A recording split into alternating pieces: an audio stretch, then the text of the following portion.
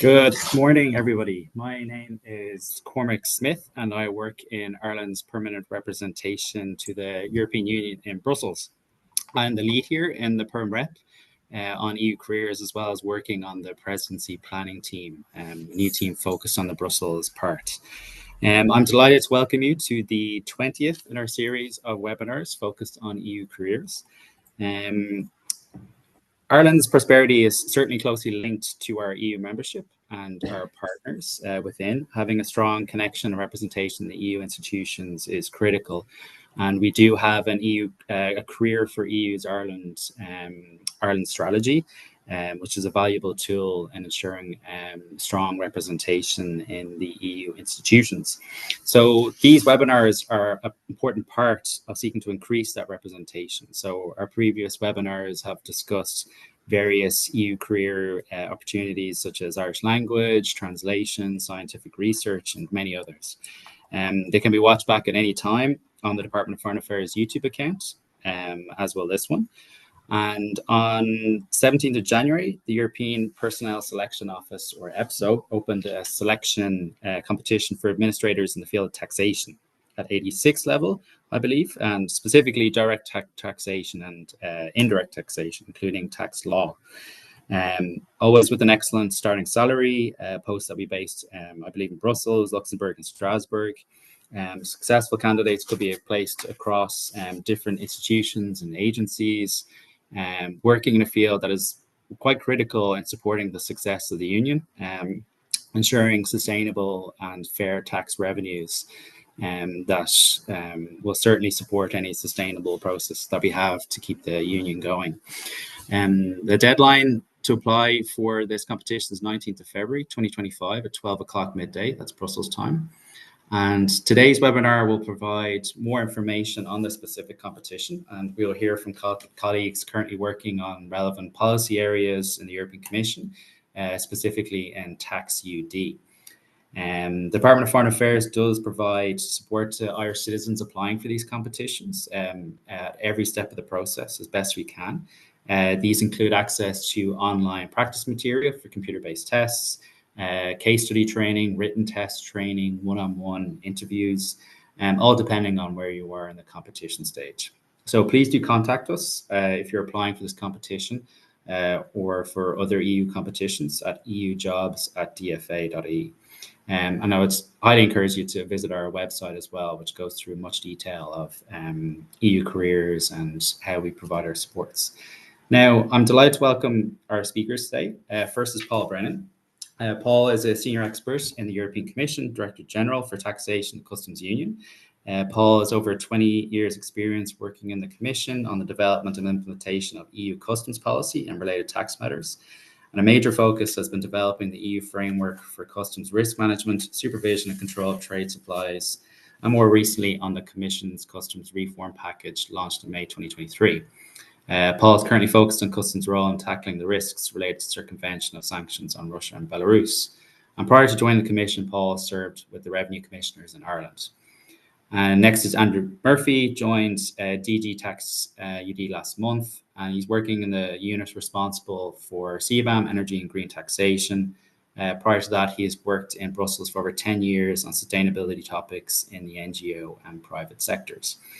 And then finally, we have Koen Hendricks, who joins us from the European Personnel Selection Office. Koen will give us a great overview on the specific competition process, which will be very useful for you in terms of how you navigate the entire application process. So thanks very much to our speakers for joining us today. And I would like to thank the audience for joining us online also. You will have the chance to ask questions through our Slido platform. By going to the webpage slide.do and using the code #EUJobs to access the system. You don't have to register, anyone can do it. So from this, let's get started. I'm going to hand over to our first speaker, Paul, to tell us more about his own background, Tax UD and his work there, and how his career progressed. So Paul, the floor is yours. Thank you very much. Thank you, Cormac, and good morning, everyone. So it's a pleasure for me to speak to you for a few minutes about my experience out here. I'd highly recommend you to apply for the job and have a go. I have no regrets having been out here 20 years. And actually, curiously, what might be interesting for you is I didn't really have a plan to come out here. It wasn't when I started working in the Revenue Commissioners, this is not what I had in mind necessarily ending up here. So I'd say a few words about how I ended up here and maybe take you through then some of the, well, what I would call the main kind of events, the main work areas I've been working in Taxid over 20 years. I've stayed in Taxid, even though I've moved around within the organization, but mainly in the customs area. Now, the customs area is also linked very much to the taxation area, maybe the indirect taxation more than the direct. So I have some knowledge about that, but I would not consider myself a taxation specialist. So how did I end up here? Well, one of the jobs I did in the Revenue Commissioners was to represent Ireland at customs meetings when I worked in the headquarters there, and indeed at some council meetings out here, often with delegates from the Department of Finance. So again, you're out really for your technical expertise at those meetings. And you get a little bit of a feel for it. It interested me a little bit based on the history of my work in the Revenue Commissioners. It was a thing I'd never done before, really, working really closely with an international organization. And a competition came up then in the Revenue Commissioners for customs attaché in the permanent representation in Ireland. And I served as one of the customs attachés for just short of 3 years out here. So I guess that is where I really got as they say out here, you can get bitten by the bug. But, you know, you really are dealing day in and day out then with everything European out here. But I went back to Ireland after the attaché's job. And this competition came up in Brussels. And the attaché at that time contacted me and said, would you not have an interest? And it was a competition for customs specialists. So very much the same route that some of you may wish to take. So that's how I actually got recruited. I did the exams. Our EPSO colleague will tell you all about that later. And there was some specialist customs exams, interviews and all the rest of it, placed on a panel and was then recruited by one of the units in DG Taxid. In terms of the work, one of the things I've always found about it out here, it may seem a bit obvious, but having worked in a national context and even in the representation function, your focus is very, very national. That's not to be pejorative in any way. That's your job. You know, you're focused on your national interests, giving your national views at meetings and all the rest of it.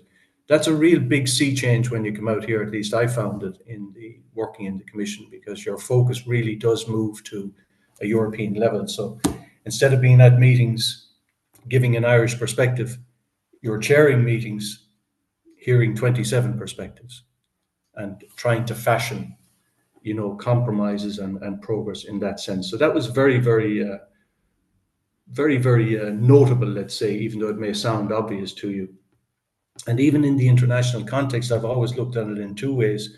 One is the role in the Commission we have as guardian of the treaties, of course, that member states have to implement the law. Another is forging consensus and getting laws passed in agreement with member states, if you like. But beneath that, there's an awful lot of work goes on with just implementing policy, getting it implemented on the ground, bringing member states together on technical matters and trying to make progress on that. So this is a very important part of it. Global events have a very, very big impact. Again, maybe something obvious, but it's worth to think about for a moment. So in the customs field, if you think about, and indeed the tax field, if you think about what's happening with the new US administration, it's having a real direct major impact on the work that we do. Tariffs, for example, tariffs are the new sexy subject now in the world. And if you worked in customs, you never thought that would be the case, but they are. But again, tariffs are based on very technical work, technical expertise on the customs side, and others, of course. So you need to know that how the rules of customs valuation work, because that's what tariffs will be based on when they're ad valorem.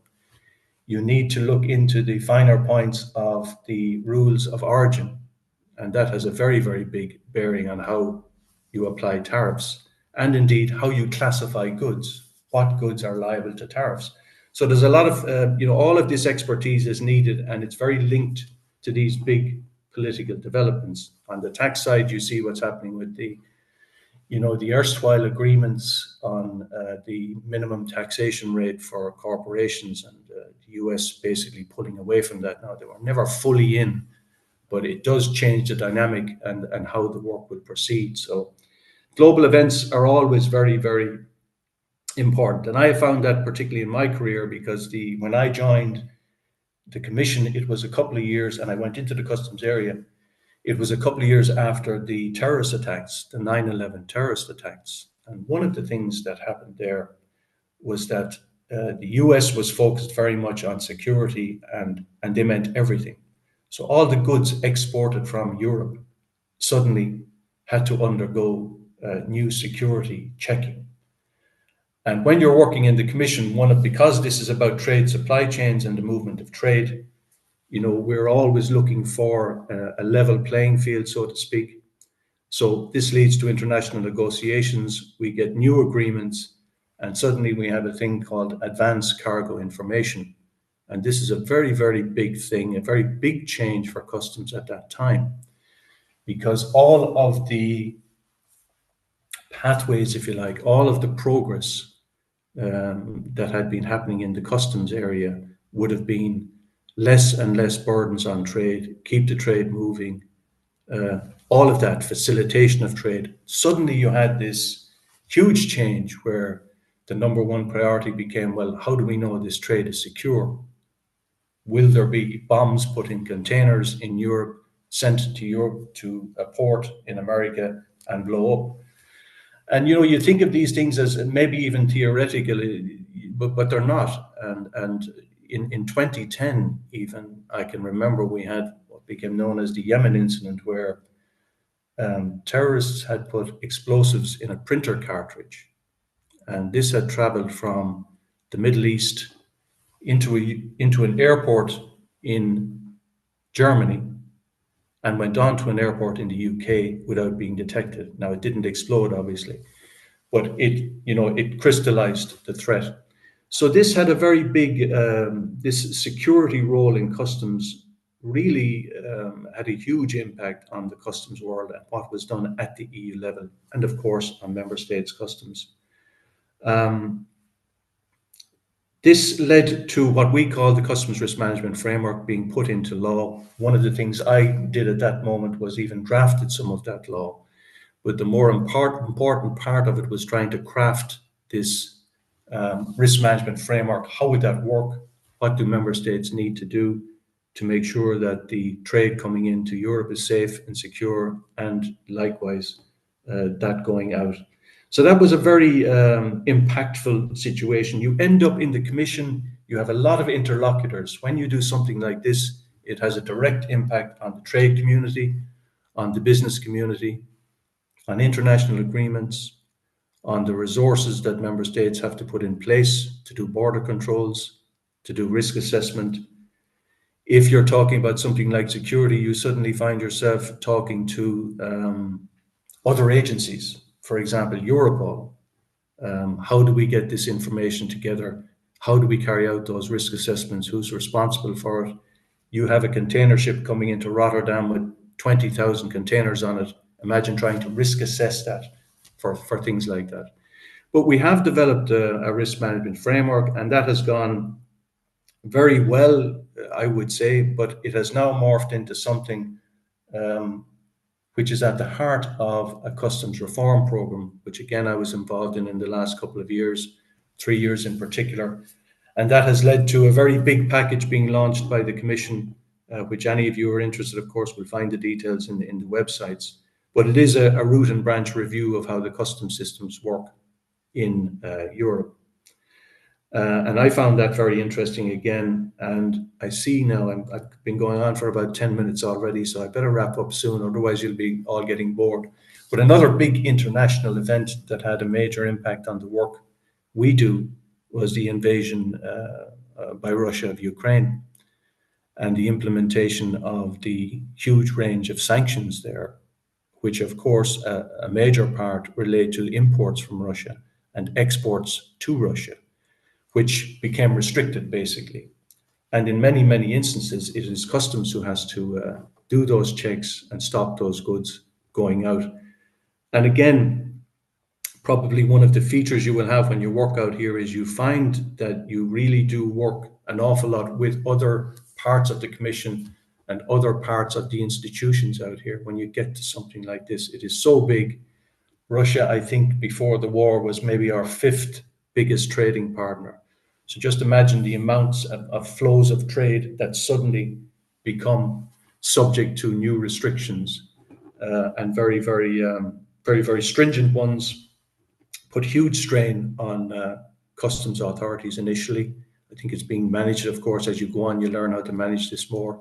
And I would also say in Taxud, there was a lot of reallocating of resources to try and get systems up and working, literally to get the information to the people at the borders and what they need to know and what information they need to share with everyone else. So that has been very big. I've also found myself almost coming full circle, because I'm sure all of you have heard of the Windsor framework and the Northern Ireland post-Brexit situation.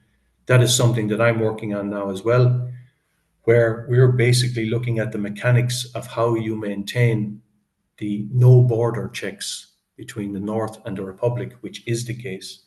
And what do we have to do to make that successful, if you like, so that we protect the single market and we know what's happening with movements of trade across the borders.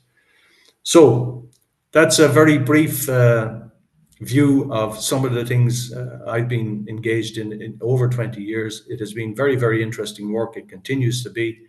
So I hope you found that interesting. Thanks so much, Paul.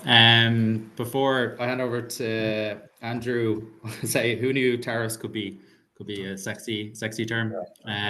But also, like, it's good actually to point out the Windsor framework, which is probably a very good reason why having Irish people in the tax system and in the EU institutions is very important, particularly just to understand the context of Ireland. I think is very valuable. As well as knowing that within the role you'd be engaging across the Commission and the various different DGs, so it's can be very dynamic, which should make the role more interesting. So with that, then I'm happy to hand over to Andrew. So please, Andrew, take the floor. Hi.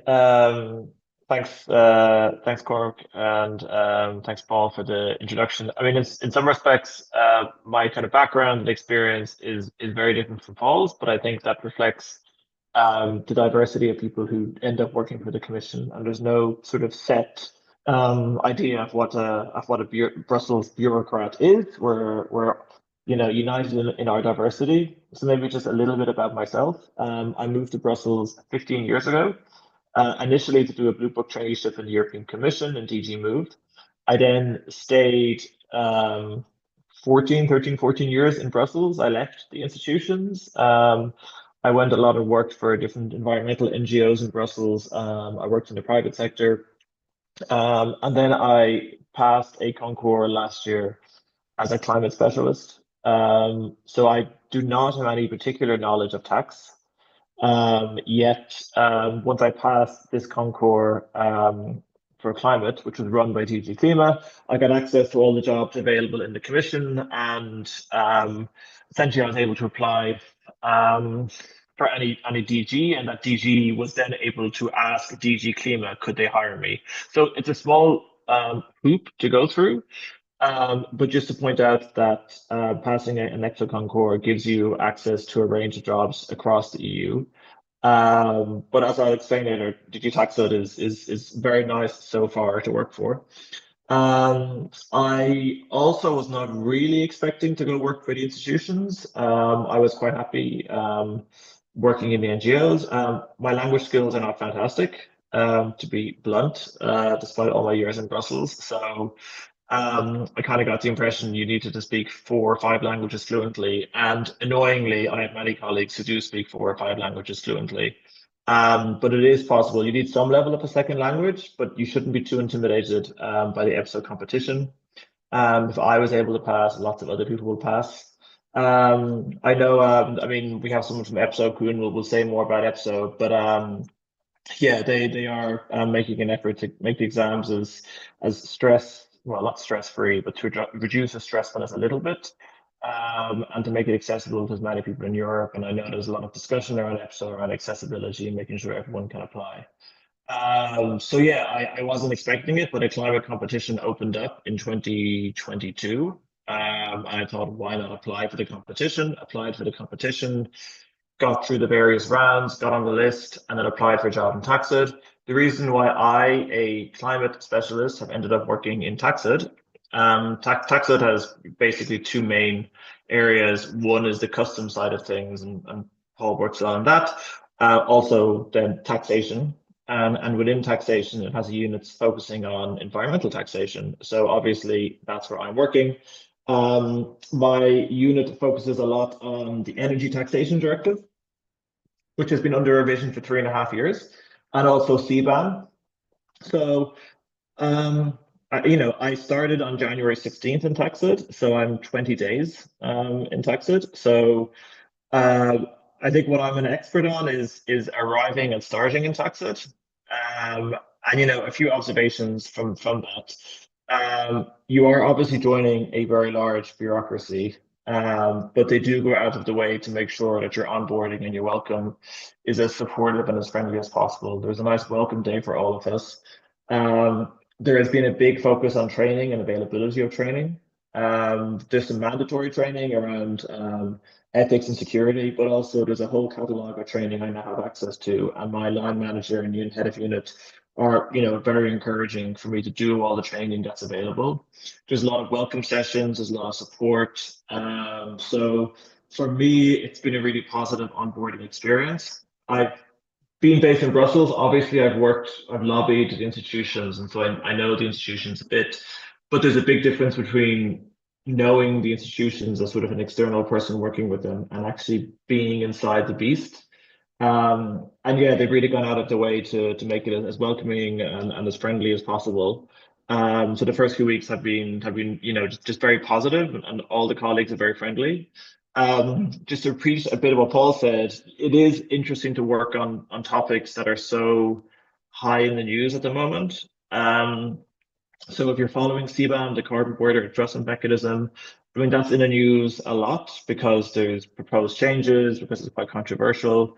I mean, it's interesting to come into the unit and then realize that it's a small number of people who are working on this. It's not the army of bureaucrats. It's a small team who are doing really impactful, high profile work. Also working on some other environmental taxation issues, working a bit on the simplification around climate policy. So it's really the stuff that's in the news. It's really the stuff that's impactful. It's international. And even though I've just started a few weeks ago, and it is a bureaucracy with a hierarchy, you do get a sense that everyone's opinions are valid. There's a lot of discussion, debate around policies. Everyone's encouraged to contribute in a very structured way. So, briefing notes up and down, but everyone is kind of given an opportunity if they have expertise, if they have something to contribute, to really contribute to what they're working on. So all I can say so far is it's been a very positive experience. I felt very supported. It's a bureaucracy, but it's a bureaucracy which cares, or it's a bureaucracy which is a bit dynamic and exciting. So I think it is a nice place to work. And I think it hasn't been said already. I mean, I've lived in Brussels for 15 years, so obviously I like living in Brussels. It's a very good quality of life. Housing, public transport. I mean, there's a strike on in Brussels today, which means the public transport system is now functioning about the same level as the public transport system in Dublin on a normal day. So it's a good quality of life, good infrastructure, good healthcare, good housing. And yeah, the pay and benefits are positive. So yeah, I can fully recommend it. I'm very happy I made this choice, made this move, and yeah, very eager to see more Irish people sort of see this as a possibility and not be intimidated or not think it's something that's maybe out of their reach. Thanks. Thanks so much, Andrew. And it is important actually to talk about the personal nature of living in Brussels. It is, having lived here myself for 5, 6 months, it is a very lovely city. And the work-life balance and living arrangements and housing situation is marginally better than living at home in Dublin or across Ireland. And yeah, working in the commission, there are attractive salaries and benefits, as Andrew said. And and from also my experience of speaking to Irish Working Commission, that reflects what Andrew has said also, that while it is a very large bureaucratic juggernaut, there is a feeling that you are actually contributing to policy and overall goals and working within your respective DG, despite it can be sometimes quite hierarchical. And yeah, and then it's the value of, like, you kind of apply for certain roles, but there is opportunities to move across or apply for different DGs, as they can, depending on your experience, it can be relevant to what they need. So I wouldn't shy away from that. Okay, now I'm going to hand over to Kuan, who is going to go through the process and all the important details that you need to know in terms of navigating the competition. Thanks. Off to you, Kuan. Yes, thank you very much, Cormac, and thanks to both Paul and Andrew for giving all these insights in the job content and the work environment which we offer here. And you've heard it's quite fascinating indeed. As said, I will walk you through the whole application process, what this concours or competition looks like. You've heard these terms used by both Paul and Andrew. So a competition or a concours is just another word for a selection procedure. That's our internal jargon in a way, okay? I'll share my screen in a minute to show you some slides, which actually you can also find on the competition page, where I am giving a similar talk over these slides with me speaking in a little circle on the top of your screen there. But I'll walk you through these slides a bit more thoroughly here right now. So let me share the screen right away. There we go. And I will start the slideshow. I will minimize this. So the taxation competition indeed is a level AD6 grade competition. AD stands for administrator. Again, administrator is just a dull term to reflect the university level staff we have. We have administrators and assistants. Assistants usually are people who do not have a university degree, some do, but this competition is an AD level competition. AD6 is referring to a certain level of professional experience. I'll go into that a bit further, but that's the competition you are looking at. On the website we have, or you will find this infographic showing the different steps to take over this competition to become a successful candidate. And I will walk you through these 5 steps in the next minutes. The competition has 2 different fields. One is direct taxation, the other indirect taxation, and you have to choose one. So as a candidate, you can only apply for one of these 2 fields. We're looking to select quite a high number of successful candidates, as you can see, more than 100 for each field. So if you hesitate, I would say do not hesitate, right? And go for it, for this opportunity here. As said, it's an AD6 level competition, meaning that you either need a relevant 3-year university degree plus 4 years of professional experience, or a 4-year degree plus 3 years of experience. Now, you see the words relevant with an asterisk. A relevant university degree means, of course, that it needs to be a degree in a certain field, and you will find these fields listed in the so-called notice of competition. Now, this notice of competition is a very serious and legal document, which again gives all the details of a competition, and you will find this notice of competition on the competition page of this taxation competition. All right. So just to give you some examples of degrees that we allow into this competition is a degree in law, in finance, in economics, in taxation, obviously, business management. I mean, all these kinds of degrees are, of course, eligible to this competition. If you have another university degree, other than the ones listed in the notice of competition, then you need to prove at least 6 years of relevant professional experience, okay? Now, again, this relevant professional experience must be experience acquired in a certain activity and in a certain area. And again, you will find a whole list of areas and activities that we find eligible in this notice of competition. So really go through this document to see if you are qualified for this competition. If you doubt about whether or not your field of expertise or your area or activity would be eligible, I would just give you the advice to apply anyhow, because in the end, it will be the selection board that decides on whether or not your experience and degree is eligible. So I would just give it a shot. I mean, it's a little investment of time, but I would try anyhow. Apart from the degree and the experience, of course, you need to speak 2 EU languages. Now, you have heard Andrew already saying that you don't have to master them on top level. So one of your 2 languages should be at level C1, and then the other one should be at level B2. So when I say 2 languages, it's not 2 foreign languages, it's including your own language. So basically for the most of you, it would, for instance, be English and Irish, if you like, or English and any other language, right? It does not even have to be English about these 2. You can choose any combination of 2 EU languages to sit your tests in. Now, about these language levels, C1 and B2, these are just indicative. So you do not have to prove your language knowledge by any certificate or degree.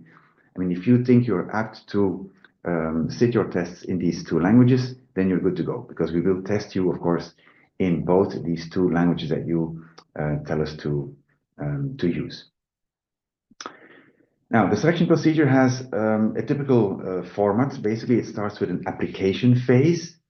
Now, there is a novelty here in the application phase. So people who have already applied to former competitions that we offered had to do this through what we call an EPSO account. Now, we have changed this system. This is the first competition under this new system. And you now have to create what we call an account in the single candidate portal. Now, what is the advantage of this? Up to now, when using the EPSO account, for each competition that you apply for, you had to enter your details, your data for every single competition once over again. So you had to, put again all your degrees and your experience again, time after time. With this new single candidate portal, you upload them once and you can then take part in competitions in the future without the need of introducing all these data again. So this is a novelty, okay? So for this competition, you have to, even if you already have an EPSO account, you still are asked to create this new account in the single candidate portal. That's the novelty. Once you have applied, and everybody who applies through this system will be invited to this series of tests. And you see there will be 3 tests to be taken. I will go into details in a minute about those 3 tests: reasoning skills, field-rated test, and written test. And then, of course, once you have taken these tests, you will be given your results. Now, a word about this testing. You will take your tests online, so remotely. You do not have to travel to a test center. You don't have to come to Brussels. You don't have to travel to the capital or to any other place to sit these tests. You basically take them from your home computer, okay? All tests are online. There's no oral testing. Of course, once you are a successful candidate and when you when you want to be recruited, there will be, of course, an interview with you to see if you are fit for the job. That's, of course, the last stage. So after testing, the results are being communicated, and then when you are successful, you can be recruited. I'll come to that in a minute. So let's get into the details of these 3 different steps. Application, I can go quickly through this slide here. As said, you have to create this account in a single candidate portal. You can then apply to this competition in any of the 24 languages. You should validate your application by noon Brussels time on the 19th of February, so you have about a week left to do so. And then you will be invited to upload your supporting documents, basically your degree and your proofs of professional experience, by the 16th of April. So you still have some time to get all the necessary documents together. As said, once you have applied, you will be invited to these different tests. The first test you take is a reasoning skills test. So we will assess your verbal reasoning skills, numerical reasoning, and abstract reasoning skills. It's a multiple choice question format, so you get multiple choice questions. You sit this test in your language 1, so you tell us which is your language 1 and which is your language 2. Usually people take their mother tongue as a language 1 and another language as language 2, but again, you can choose which one you feel comfortable in to sit these tests. You see the number of questions and the duration allocated to solve these questions. Scoring is there as well. In the last column, you see that this test is a pass-fail scored test. So basically, you need to reach 10 out of 20 for your verbal reasoning, and then again, 10 out of 20 combined for your numerical and abstract reasoning. So just reaching this 10 out of 20 is enough. Whether you score 11, 12, 15, doesn't matter. You just need to pass this test to be or to stay in the running for a place on the list of successful candidates. I strongly advise you to train this, and you will find sample tests on our website in all 24 languages. So if you think about, or if you hesitate about which language to use for this test, you can play around with these different languages that you master by having a go at the sample tests we make available. Cormac also organizes information sessions and testing sessions to get you familiar with these kind of tests. And the more you do this, the more you practice this, the better you get at it. And also you should be able to work on your speed when solving these questions, because speed, as you can see here, is of essence as well here. The second test is, of course, a field-related test where we assess the knowledge in the field of your competition, so either direct or indirect taxation. This test is to be taken in language 2, 30 questions, 40 minutes. This time your score will be ranked, so you have to score as highly as possible. You need to reach the minimum score of 15 out of 30 to pass, but that will obviously not be enough to be among the best ranked people to secure a place on the list of successful candidates. So this is, of course, your domain. So usually you should be able to score well here. The third test and last test is a written test, again in your second language, where we assess your written communication skills. So we're not testing knowledge in the field here. We're purely testing communication skills. So you will be given a subject which will be in relation to your field, so taxation. And then you will have to develop the subject in an open text kind of format, okay? So it's kind of an essay you have to write on a given topic. We will give you some upfront information prior to this testing date to prepare you for this test as well, okay? Again, this test is just a pass-fail score, so you need to reach at least 5 out of 10, and then you are good to go.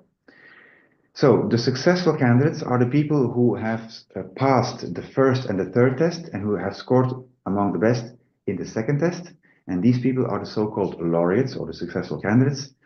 And they end up on what we call the reserve list. So this is a list that is used by the institutions to recruit the staff from.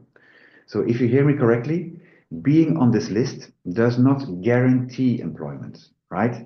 So this is a pool of successful people that can be hired by the different services that need these profiles.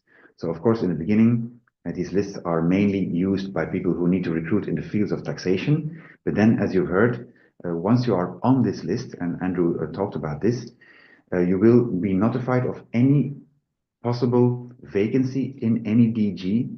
A DG means a Directorate General in the Commission or in other institutions. Parliament, Council can be any. And you can be recruited by any of these services at a certain point in time, because in the beginning, once we publish this reserve list, we only allow DGs in the field of taxation to recruit from this list. Only after, say, about 6 months or so, the quotas can be lifted, and then other DGs, other services, can also recruit from this specific taxation reserve list. All right. So once you're on this list, you can apply for a job. You do an interview. This is usually a face-to-face interview. Sometimes it can be an online interview as well. And when your interview goes well, when you are seemingly fit to fill the vacancy, you can start working with the EU institutions. As you've heard both Paul and Andrew say, once you are inside the EU institutions, once you start working with us, You do not have to do the same job until the day you retire. Once you're in, we have an internal job mobility scheme, which offers you the opportunity to really make your own career, to change jobs either within your own DG, or you can even switch DGs, you can switch institutions, you can switch between cities, and really make your own career in the years to come. And that's really the beauty of an EU career. So I'll stop sharing here and I'll give the floor back to Cormac, and I guess we can answer some questions on either my part or the content shared by Andrew and Paul. Great, thanks so much, Kuhn. And yeah, just to reiterate what you said, we do provide practice materials and in the language that you want, the EU language you want, to help you practice. And yeah, getting yourself in the habit of answering these kind of computer-based tests quickly is very important in terms of getting past that next stage, which is why we provide these support packages. So you can absolutely contact us and we can get you set up on the relevant systems. So we can go now to a couple of questions. I guess first I'll probably ask like a basic practical one, and this will probably apply to yourself, Anders, considering you've done it more recently, and Paul, absolutely please do input on this. But I guess the testing aspect is always important, and people ask what's the best way to prepare for it. So I guess, yeah, Andrew, what would be your probably best advice for someone who's going into these computer-based tests in terms of how they prepare?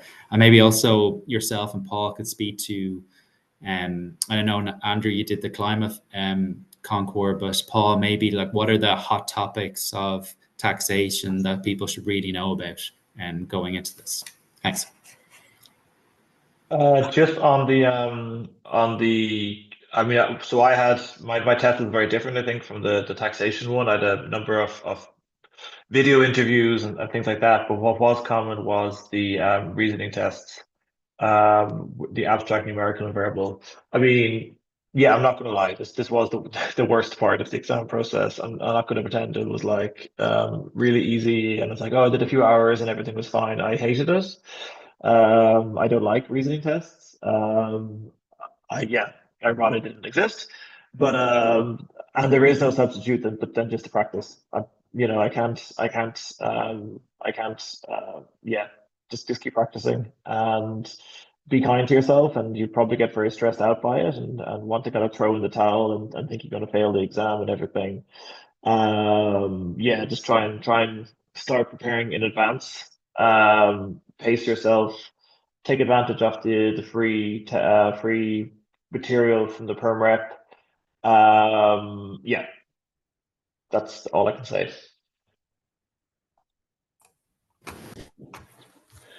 Yeah, from my side, Cormac, yeah, you put me on the spot there with what are the key things on the tax side. Well, the first thing I tell the colleagues, they probably know them already if they're involved in the tax field, but do have a look at the tax website. Sometimes we forget the obvious, and you get very good summaries of a lot of the things that are going on. But topical for sure is the US administration's views and how they're withdrawing from these putative agreements, especially on corporate taxation. I can't remember the official terms of it, but there's 3 or 4 pillars to it. You need to know a bit about that. Paul, I think your sound is gone there, I think. Ah, really? Can't hear me? Yes, we can. I can hear you. You, Cormac, no? Oh, that was probably on my end. No, go ahead. Keep going, Paul. Okay, no problem. So have a look at that and know about these pillars. But the basic idea was that corporate taxation, multinationals should be taxed at a minimum rate everywhere. And if they weren't taxed at a minimum rate everywhere, certain countries would be able to top up what was taxed from their perspective, so that you had this kind of level playing field. But the Americans are really pulling out of that.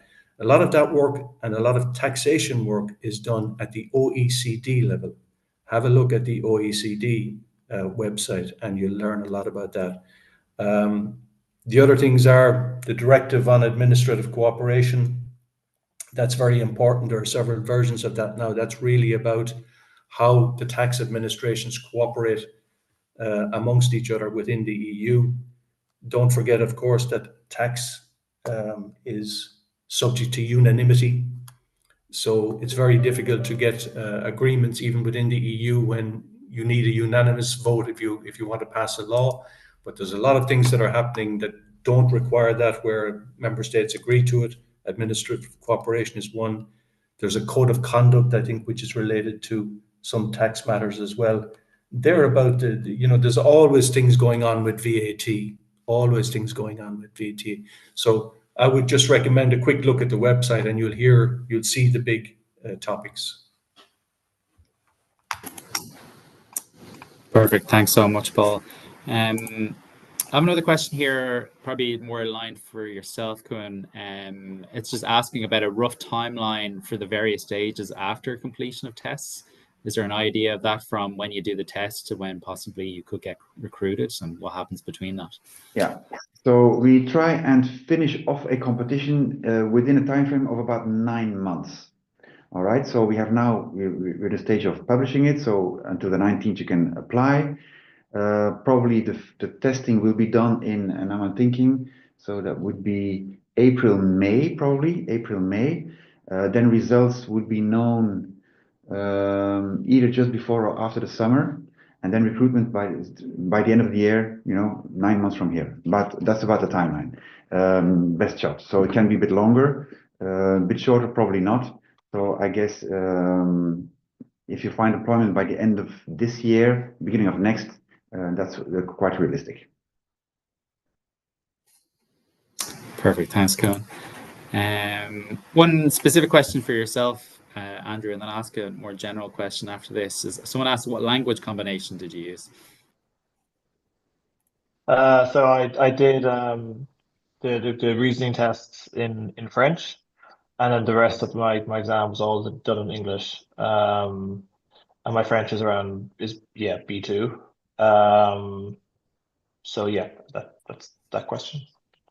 Perfect. Thanks, Andrew. Yeah, and like I said before, is like these, we can provide testing support in the language that you want, and I suppose getting into the habit, even if you have B2 level, getting into the habit of answering them quickly in that language, the practice would certainly very much help. I have a question about, I suppose, other avenues. Like Andrew, you mentioned you did the Blue Book traineeship, and perhaps Paul, you're somewhat aware of other avenues. But there is significant amount of opportunities for temporary agents, contract agents, particularly if this is a competitive field and it might not necessarily work out. But there are certainly other avenues that you can get into the commission, and like being Brussels based is very valuable in terms of moving on to a full-time career in the commission, because once you become TAs or contract agents, you have the opportunity to apply for internal full-time roles. So maybe, Andrew, could you speak more to like the Blue Book traineeship and the value of that and getting over here, particularly for maybe graduates that might be listening in?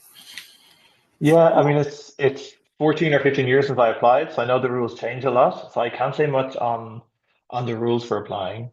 I can say it was a fantastic experience. I had a very good supervisor. I was in DG Move working on when I arrived, they were negotiating a file. Admittedly, not the most exciting file. It was Eurovignette, so it was around road pricing for heavy goods vehicles. Interesting for some people, maybe, but but the important point was you got to sit in a council meetings and actually see how legislation was being negotiated. You got to go to meetings with MEPs. The topic was sort of irrelevant. The fact is, you got to see how the stuff would be made. And I just finished my studies, right? Sort of study the theory of EU law and policy making. And you learn quite a lot in 5 months of actually being engaged, and also just socially, very good fun. Meeting lots of people from around Europe. Someone once described it as Erasmus in suits, which I think is a nice way of putting it. So yeah, very, very positive experience, and I think not very well known at all in Ireland, which I think is a bit of a surprise. And I was talking to somebody who's just finishing his Blue Book traineeship this week, and he had a very positive experience. But yeah, you pointed out if you go to universities, I mean, he studied law, and the first week, all the big law firms were in talking about, come work for a law firm. But the EU institutions are just not very good at promoting these kind of things. So certainly, if you're interested, you should apply. If you know somebody who might be interested, you should send them the information. Because yeah, it's really a fantastic experience. So I can complement if you like. So the application period for the commission traineeship, which is called the Blue Book traineeship, is opening this 17th of February, so which is Monday, basically.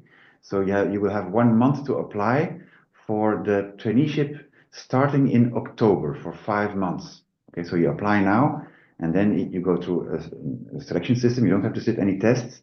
You go through a CV sift, basically. So make your application as rich as possible, right? So mention all the degrees you have, experience, languages you speak. You get extra points for all these things. You go through a CV sift, and then you will be notified like around in April, May, if you are in the Blue Book. And then you have access to a number of posts, again, vacant traineeship posts to which you can apply. You sit an interview online mostly. And then if you are successful, you can start your traineeship in October until the end of February next year. If you fail this one, you can also apply in July each time for the term starting in March of the next year. That's the commission traineeship. And then again, all institutions, Parliament, Council, different agencies also offer traineeships. Through the EPSO website, you will easily find a list of all the links. More than 40 different bodies offer traineeships with different application phases and so on, for which you can apply. Well, actually, that reminds me, I applied for a Blue Book traineeship once and was rejected, and applied again 6 months later. And I actually now am remembering, I applied for an EPSO concours about 10 years ago, a generalist one, and I was rejected for that too. So I hope everyone on this call applies and is successful, but obviously don't be deterred by one failure. Exactly, and that's a very good point you make there. So failing a competition or any other kind of application for any kind of a contract does not mean you are not fit for a job with us, right? It just means not this time. So you can feel unhappy about it, but do not feel, let's say, yeah, too bad about it. I mean, just try again. As you can see, I mean, Andrew tried a number of times, and eventually, if you really want to work with us, you will find a way. Be it through a traineeship first, or a contract position, or a temporary agent position. Eventually, you'll find a job with us. Perfect. And Paul, about yourself in terms of any sort of avenues that you might know of, or any last minute tips of advice? Well, again, I think you put your finger on it. If you have some contacts in Brussels, if you can, even through your work stream or whatever, you can make contact like that, you'd be surprised at how opportunities can throw themselves up.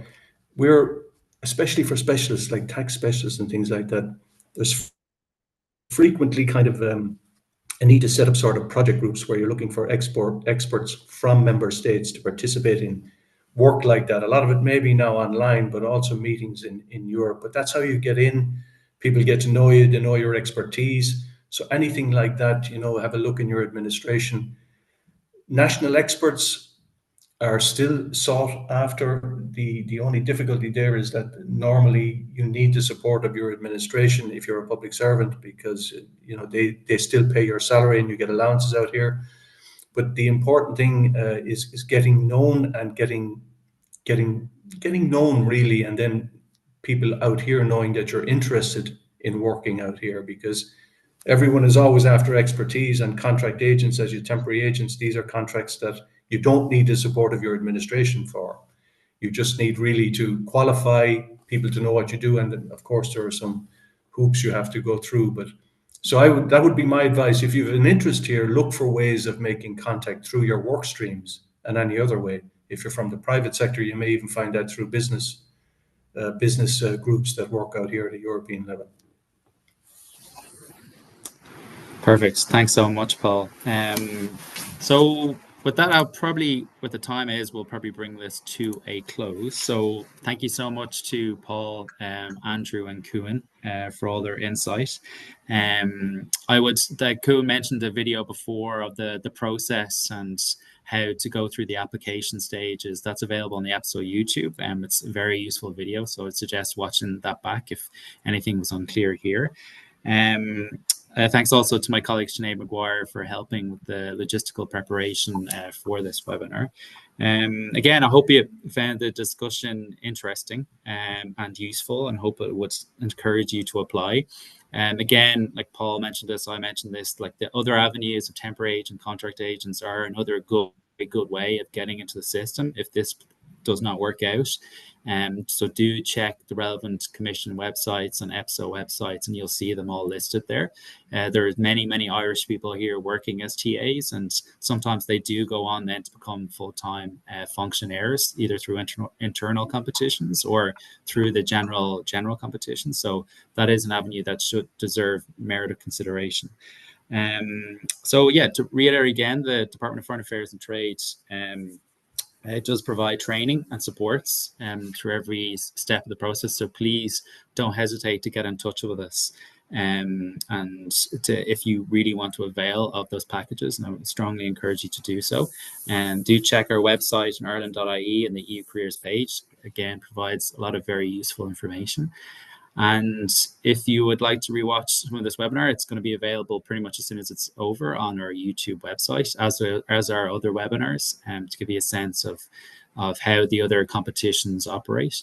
And you can also follow us on Twitter and LinkedIn at EU Jobs Ireland to keep up to date of any job postings or any possible networking opportunities. So with that, thank you so much to everyone again for joining us. And yeah, I hope it's been helpful. So have a great day. Thank you. Thanks, everybody.